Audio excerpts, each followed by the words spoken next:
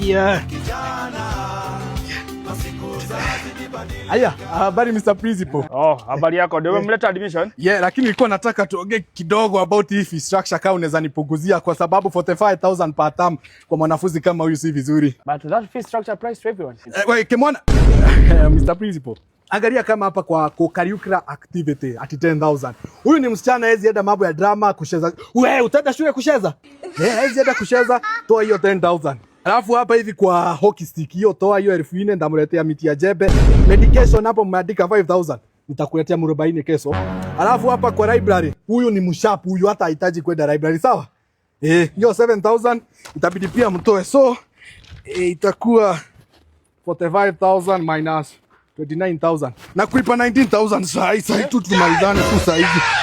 Come on, enda tu shule, kimbia kwa darasa. Alafu make sure umegia form 2 west tuko the Christmas wanakuaga. Sawa?